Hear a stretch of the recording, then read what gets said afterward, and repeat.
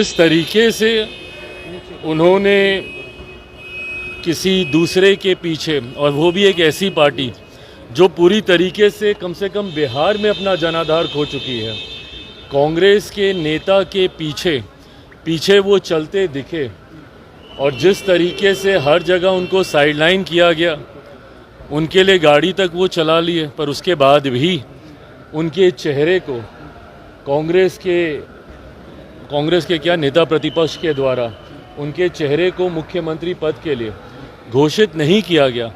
SIR का मुद्दा हो, संविधान का हो, यही सारी बातों को अगर उनको जनता के बीच लेकर जाकर उन्हें भ्रमित करने का ही कार्य करना है, तो ये विपक्ष की सोच हो सकती है, और इसी नकारात्मक सोच ने बिहार का नुकसान किया। क्या अरुण भारती विधानसभा का चुनाव भी लड़ सकते हैं? वो कर रहे हैं भाई, ये सारी बातें पहले पार्टी के भीतर एक बार चर्चा हो जाए, क्यों नहीं लड़ सकते। आप हमारे चैनल को लाइक एवं सब्सक्राइब जरूर करें और बिहार हलचल राष्ट्रीय मासिक पत्रिका जरूर पढ़ें। हर बुक स्टॉल एवं सभी जगह उपलब्ध है। जरूर बिहार हलचल मासिक पत्रिका। चुनाव का समय है, सत्ता पक्ष विपक्ष अपनी अपनी बातों को रखेगा।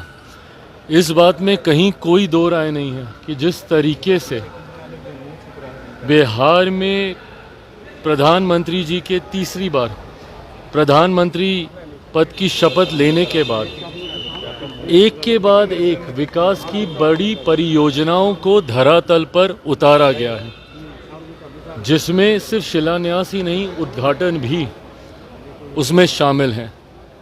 आप पटना का ही एयरपोर्ट देख लीजिए जहाँ पे हम लोग खड़े हैं, कल पूर्णिया का एयरपोर्ट, एम्स हो, अलग अलग क्षेत्र से जुड़े हुए छोटी बड़ी तमाम परियोजनाओं को इस सोच के साथ कि किस तरीके से बिहार को एक विकसित राज्य बनाया जा सके। अब ऐसे में अगर विपक्ष को ये सारी बातें नहीं दिखती और उनको सिर्फ भ्रमित करने वाले मुद्दों को ही जनता के बीच लेकर जाना है, एसआईआर का मुद्दा हो, संविधान का हो, यही सारी बातों को अगर उनको जनता के बीच लेकर जाकर उन्हें भ्रमित करने का ही कार्य करना है, तो ये विपक्ष की सोच हो सकती है, और इसी नकारात्मक सोच ने बिहार का नुकसान किया है। बहरहाल एनडीए के तमाम दल एक सकारात्मक सोच के साथ बिहार को विकसित राज्य बनाने के लक्ष्य के साथ हम लोग आगे बढ़ रहे हैं। अब जिसको जो कहना है वो कहे।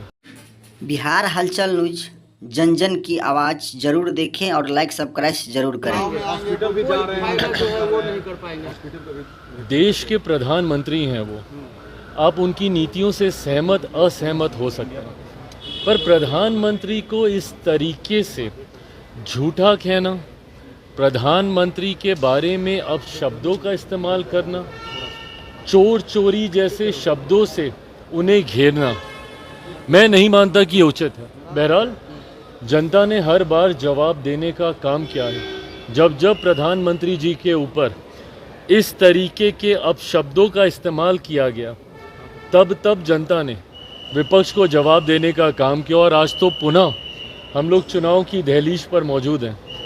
ऐसे में एक बार फिर बिहार की जनता ये जवाब देगी कि झूठा, चोर ये कहना सही था या बिहार में एयरपोर्ट, एम्स ये लाना सही था। कह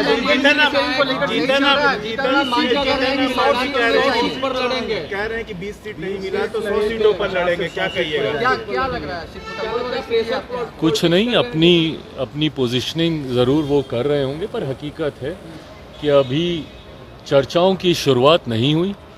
लंबा समय हम लोग नए उपराष्ट्रपति जी के चुनाव में हम लोग व्यस्त थे। अब जबकि नए उपराष्ट्रपति जी ने शपथ ग्रहण करके अपना कार्यालय और अपना कार्यभार संभाल लिया है, मैं मानता हूं कि अब औपचारिक तौर पर जल्द चुनाव को लेकर, सीटों के बंटवारे, सीटों के चयन को लेकर अब चर्चा की शुरुआत शुरू होगी।